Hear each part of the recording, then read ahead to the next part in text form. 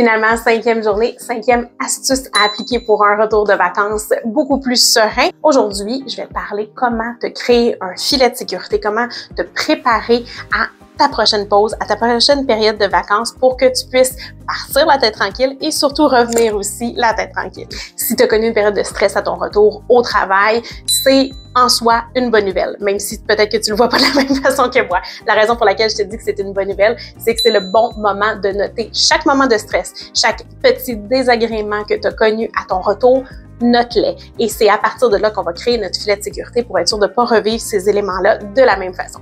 Alors, qu'est-ce qui te fait le plus souffert pendant ta période d'absence, où ça a eu le plus d'impact, ou qu'est-ce qui a été le plus difficile à reprendre quand tu as recommencé? Ce sont les questions que tu dois te poser pour te mieux te préparer et surtout te créer la deuxième partie de mon astuce d'aujourd'hui, ton kit de vacances. Donc, ton kit qui te permet de préparer tes vacances à l'avance et surtout d'être prête pour le retour, pour que ce soit pas trop lourd de prendre une période de vacances parce qu'on en a tous besoin, surtout quand on est entrepreneur. Alors, ce qu'on va inclure dans notre kit, on va se faire une liste de préparation avant le départ. Donc, on veut pouvoir voir les éléments qui nous ont accrochés à notre retour pour pouvoir les prévoir à l'avance la prochaine fois. Donc, ça peut être n'importe quoi. Ça peut être de prévoir un courriel de retour. Ça peut être de prévoir ta journée visible. Ensuite, de prévoir une liste ou une façon de catégoriser tes courriels pour que ta boîte de retour, ta boîte de courriel, même si elle est bien remplie à ton retour, ne te donne pas trop de nausées. Et ensuite, ça va être évidemment d'avoir un plan de match pour reconnecter avec ta clientèle.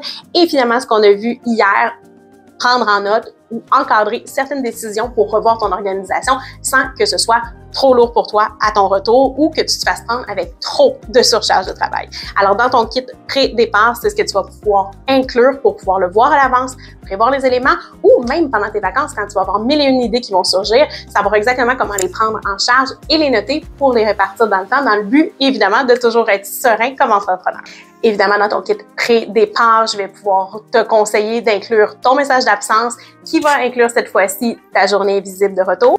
Et je te dirais même que l'idéal avec le côté reconnexion client, ça serait de prévoir à l'avance ton post-retour avec tes clients. Donc, à quel moment tu vas les contacter pour pouvoir leur faire un topo de ce qui s'en vient, où tu en étais rendu et qu'est-ce que tu vas faire pour la suite. Idéalement, si tu leur parles avant ton départ, je te conseillerais même de pouvoir tout de suite les aviser à quel moment tu vas leur revenir pour leur faire leur résumé. De cette façon, tu risques d'avoir un service à la clientèle qui va être A1 et qui va te permettre de pouvoir savoir toi aussi exactement à quel moment tu dois faire chacune de ces tâches-là dans ton organisation et ta planification de tes semaines.